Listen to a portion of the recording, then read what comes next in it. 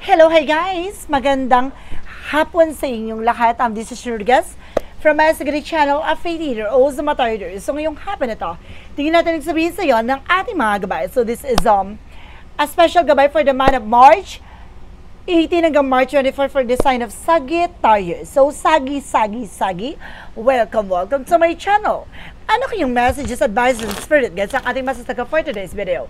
Kanina kayang energy or kaganapan sa buhay ng mga Sagittarius ang ating mahagilap. So guys, this reading is a reading namang nila at makaka-resonate.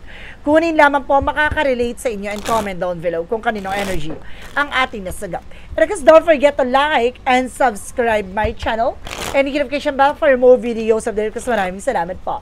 Sa mga walang sawang pagsuporta sa aking channel, lalo-lalo na ang dinigi-skip ng ads away pagpalain kayo ng Diyos at may kapalisiksik liglig nag-uumapaw na biyayang manumbalik sa inyo. So let's see guys, what is the messages advice ng ating angel spirit for the sign of Sagittarius. So let's see and watch this.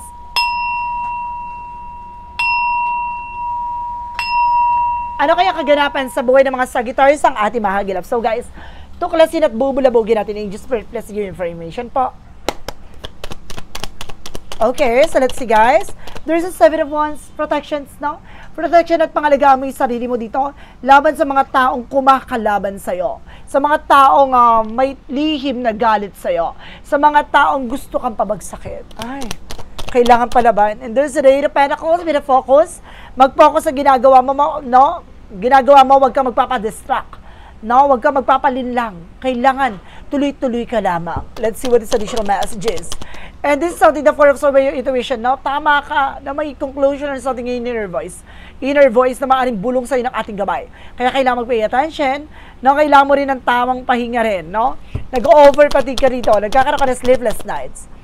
And this is something that Queen of Pentacles, there's a something good sense pagdating sa entrepreneur, no? Dapat marunong ka mag-manage and of course mag-control ng iyong finances, no? Ng iyong sahod, ng iyong kinikita. What is additional messages with an angel spirit? And there's an Ace of Wands for a new project, new plan. So magkakaroon ka ng bagong plano, bagong proyekto. No, magkakaroon ka ng mga bagong eksena dito, bagong panimula. Let's see what is additional messages. And this is something that's Two of Pentacles. Now there's something balance. So kailangan maging balance physical, mental, and emotional. So kailangan kontrolin mo yung emosyon. Hindi ka pwedeng maging padalos-dalos dito. The Seven of Wands represent what? There's something the word card. Ibig sabihin dito, protektado ka. There's something the word represents success, trouble, accomplishment, a victory is coming your way. What is the Eight of Pentacles? The Eight of Pentacles represents the Four of Pentacles. So there's something saving money, protect your power, protect your energy, protection at pangalagaan mo yung sarili mo dito. Na ano man yung mga bagay na meron ka, kailangan protectionan mo. Kailangan tutukan mo yung mga bagay na ginagawa mo. No, hindi ka dapat kumbaga bumabasa sa mga sasabihin ng iba. No, may maririnig ka sa kanilang mga opinion na mga marites, chismosa, huwag kang magpapa-apekto. What is the Four of Swords? Represent what? This is the high priest, something hidden agenda, hidden enemies. So there's a lot of evil eye. Maraming inggitera, maraming ambisyosa sa paligid mo. Huwag ka dito magpapadala. Kailangan mo ng protection ng sarili mo, no? Magsuot kayo dito ng evil eye, no? At maglagay kayo dito guys sa inyong tahan. Huwag kayo mawawalan lagi ng asin, no? Para pang-balance sa negative at positive energy. So let's see what is the Queen of Pentacles. And there's an Knight of Cups with an offer. Now there's something proposal. No, magkakaroon din ng promotion pagdating sa business o pagdating sa negosyo, pagdating sa trabaho. No, magkakaroon ka ng lot of offer dyan. No, promotion, positions, no? And this is something guys with another eksena. There's a lot of email messages ka matatanggap. What is the Ace of Wands? The Ace of Wands represents with a Page of Cups by your intuitions. Na makinig ka sa gut feeling mo. No, there's a something spark. May papasok sa isip mo ganito ganyan. No, kailangan mag-pay attention ka. No, may mga binubulong sa iyo mga gabay. Ibig sabihin makinig ka. What is the Two of Pentacles? Represent with the Three of Pentacles, with the collaborations. No, marunong ka dapat makipag-collaborate with your spirit guides. No, marunong ka dapat makipag-communicate sa ating mga gabay. No, there's something Two of Pentacles with a balance. Kailangan mo maging balance. Hindi ka pwede magbaliw-baliwan na eksena dito, ha?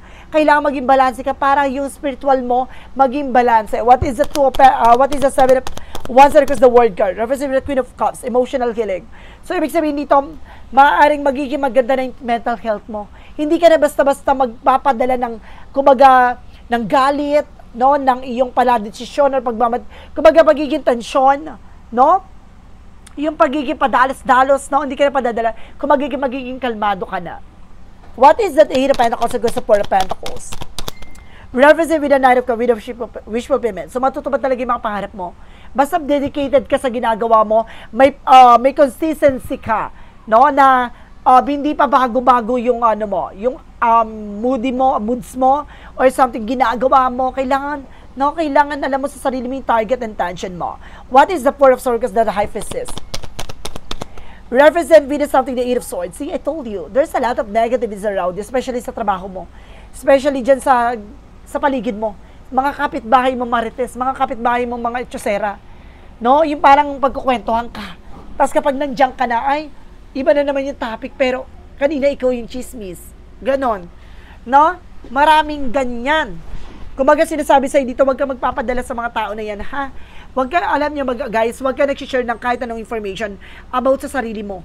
And this is the Queen of Pentacles because the Knight of Cups. Represent with the Knight of Swords. Now, there's a success driven. Magtatagumpay ka, no, sa lahat ng gusto mo mangyari sa buhay mo, lalo-lalo na sa finances. So, let's see what is the Ace of Wands because the Page of Cups. Reference with the Magician. So, this is something, guys, with a manifestation. No, ano naman yung mga tumatakbo sa utak mo, no, sa imagination mo, sa kumbaga, sa gusto mo mangyari, no, plano mo, goals mo, maaaring matupad mo yan. That because of this spark, no, there's something this is something with a Page of Cups, with something and desires into reality, ganon. Manifestation with a Magician, ganon. Kung naman yung mga bagay na titingnan mong makukuha mo, no, iba yung power ng manifestation, no. What is the Two of Pentacles because the Three of Pentacles? Reference with the King of Cups. There is a devoted supportive person, no? Communicate clearly. Makipag-usap ka na maayos, no? Alam nyo guys, no? Iwasan nyo yung pagiging bungangera. Iwasan nyo dito yung meron kayong mabibigkas na salita na maaaring makapanakit sa person mo. Na maaaring makapanakit sa mga taong nanliligaw sa'yo. Sa mga taong, kumbaga, nagugustuhan mo or nagugustuhan ka. No? Iwasan mo yung bunganga, ha? What is the outcome?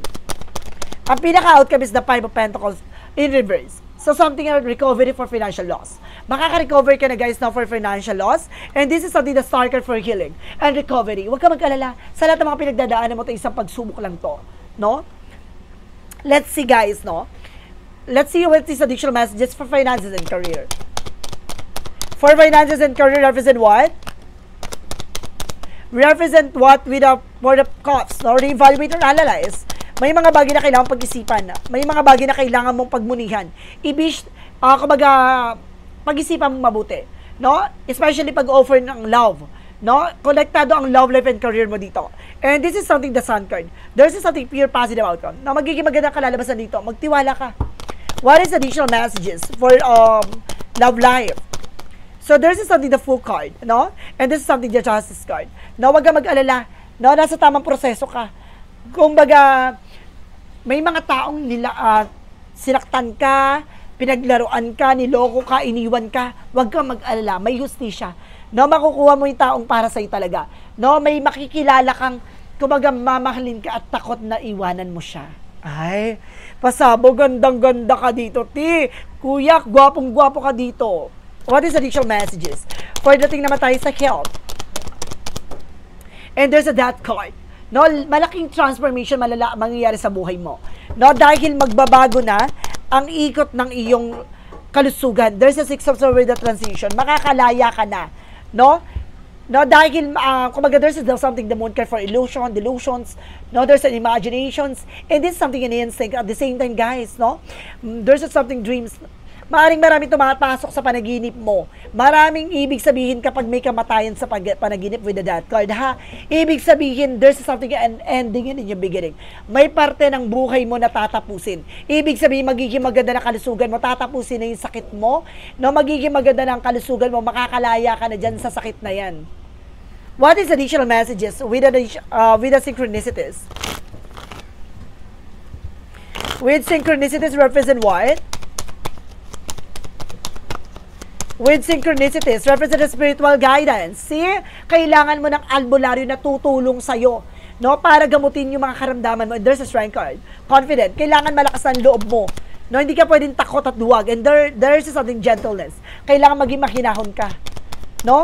Kailangan ano ka dito, parang ano ka dito, yung ano ka dapat para mahinhin lang, gano'n. No? And parang demure ang atake mo dito. And this is something, guys, with a joy, no? Magiging maligaya ka din dito. Huwag kang mag-alala. What is additional messages for magical fair messages? And this is something that paid off. So, ibig sabihin lahat doon na mabibigat sa buhay mo, no, maaring maging magaang na yan kung bibitawan mo, kung papakawalan mo. And this is something you wish is granted. So, see, matutupad na lang yung mga pangarap mo, kumapit ka. Dahil magugulantang ka pag pinaikot na ang kapalaran mo. Diba? Pag pinaikot yung kapalaran mo, pati baka ikaw mag-cartwheel ka. Ay. So, let's see what is additional messages. Yan yung oracle card. And there's an, I told you, ancestor guides, no? May gabay talaga dito na gumagabay sa'yo. Kaya kailangan makinig ka. And this is something, guys, with affirming this structure and solid foundations, no? Ibig sabihin dito, pinapalakas, pinapatibay ang pundasyon mo. Ganon. Structure something pundasyon, ha? So, ibig sabihin nila, solid foundation na kailangan mo lumakas na ang iyong pundasyon. And this is something with the Ace of Fire, Leo, Aries, Sagittarius. So, may kinalaman ka talaga with your own signs. Diba? Pares kayo ng signos ng iyong person. So, let's see what is additional messages. With an angel spirit for a romance angel for a mystic love oracle deck. And this is something, guys, with crossroads. So, ano man yung mga bagay na pagdaanan nyo, wag ka mag-alala, magtatagpo pa rin kayo hanggang dulo.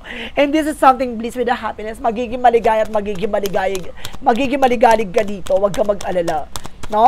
And this is something, guys, with the unfinished business. So, some of you guys, no, meron ditong magkakabalikan. No, meron ditong naghiwalay na maaaring hindi pa tapos ang iyong relasyon. No, maaaring naudlot. Ito, na may pagtikim ulit-ulit. Ganun.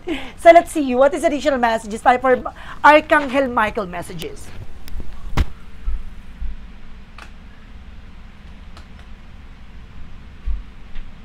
So, let's see, guys, no? What is Archangel Michael messages for you?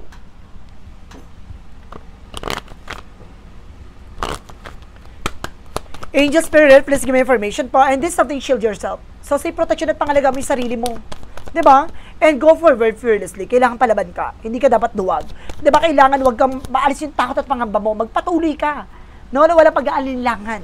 Kailangan laban na laban. And this is something, guys, with the romance angel are helping you. No? Ginagabayan daw ang inyong relasyon ng ating gabay. No? Kumbaga sinasabi dito na matagal man kayong kumbaga pinaglayo, no? Pero pagtatagpuin pa rin kayo ng pagkakataon na tinadhana. Or, pasawag ka dito. Let's see what is the romance angels. There's a separation. See, nagkaroon talaga ng separation dito. Express your love, pero magtatagpo kayo at papakita nyo talaga sa isa't isa tunay na pag-ibig. Ay, may ganon, lakas makamarina. So, let's see what is additional messages. With an angel's answer, represent what? Peaceful resolution, magkakaroon ka na kapayapaang solusyon. Diba? And this is something, there's something better. May maganda pang kahihinatnan yan. Ibig sabihin, may dahilan yan. Kaya nangyari yan sa buhay mo. No, hindi para lokarit na ano yun ka, para manloka-loka ka, ganun. No, para mag-cry-cry lady ka lang dyan. Diba? Kumbaga, pinaranas sa iyan para matuklasan at malaman mo ang kahalagaan ng isa't isa. And this is something meditation bring answer, no? Dito mo makikita talaga, kailangan mo mag-devotion, magdasal, no, lumapit sa ating Panginoon, no, lahat ng mga bagay na pinagdarasan mo maaaring masagot na. So, let's see, guys, no, what is additional messages for the chakra? And this is something instinct, no, mataas ang intuitions mo dito, guys. And this is something gossip. I told you, di ba, maraming chismosa, maraming maritas at tama ang hinala mo. No? Yung tao na to, dumaan ka. Lakad ka, ganyan. No, tapos, pinag-uusapan ka. Di ba? Tapos ikaw naman to, no? Tapos ngingiti-ngiti ka lang. Yung pala, ikaw pala ang topic, no? Ikaw pala ang ulam nila for today. So there's something growth, no? Magkakaroon ka ng growth and expansion. What is additional messages with an angel spirit? And there's a balance, guys. Maging balanse ka, no? And this is something grip, no? There's something losses, but it's an opportunity to appreciating. So may mga bagay na nawawala, na magpasalamat ka, no? Inaalis sa'yo yung mga bagay na yan. Kasi may dahilan yan. Kaya inalis sa'yo yan, siguro hindi makakabuti sa'yo yan. Kasi hindi kumbaga malaking magiging epekto sa buhay mo yan, no? Makakasama yan, ganito, ganyan. And this is something karmic relationship. Now, mayroon dito guys na related with a karmic relationship. Punong-puno ng komplikasyon ng inyong relasyon. No? Kaya huwag kang magtataka ha sa lahat ng mga pinagdadaanan nyo para kayong sinumpa. Ganon. What is additional messages with an angel spirit? And there's a trust, no guys? Kailangan mo magtiwala sa ating pong may kapal. And there's a spirituality. No? Talaga pinapalawig talaga ang about sa spiritual dito. No, kailangan maging matapang ka dito and there's a right passage. Huwag kang mag-alala, makakapasa ka sa hamon ng buhay. Tandaan mo lahat ng mga bagay na to isang pagsubok lamang. What is Arcang Hierophant messages? Ang taray, no? Mamaya maging big winner ka ba dito? Di ba? What is additional messages with an angel spirit? And this is something fresh air, na may sariwang hangin dito or kailangan mong lumanghap ng sariwang hangin. Kasi masyado ng pollution yung paligid mo. Charis. Dahil maraming marites, no? Yung mga bunganga, pasmado. And this is something otter with a harvest moment. Na mag-harvest ka na, guys. And this is something, guys, with the support. Sinusuportahan ka ng ating angel spirit dito, no? What is additional messages for the energy? For the energy is the thinking women, no? Some of you guys, no? Yung person mo dito nag-overthink or if you were a woman, na maaaring ikaw ito nag-iisip. And there's a walking away. No? Kailangan mo kumaga lumayo-layo, magpaka-layo-layo dyan sa mga tao sa paligid mo.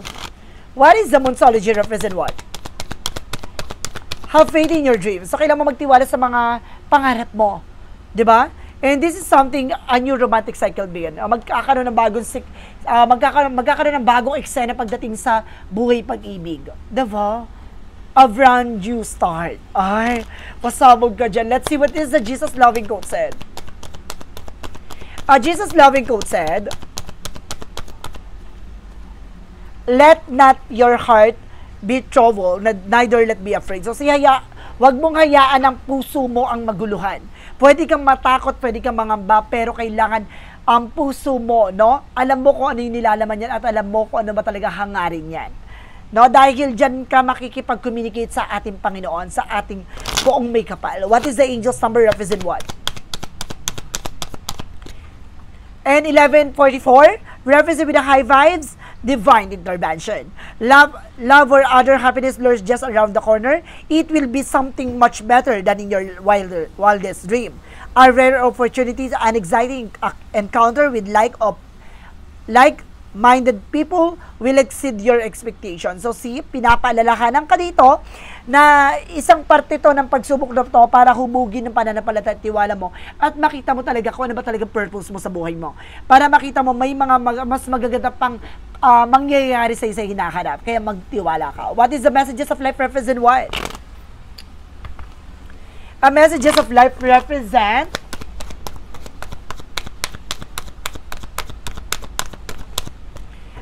applications, no? Lahat na nangyayari sa buhay mo, kailangan ina-apply mo yan. Hindi mo pwedeng ini-ignore yan, ha?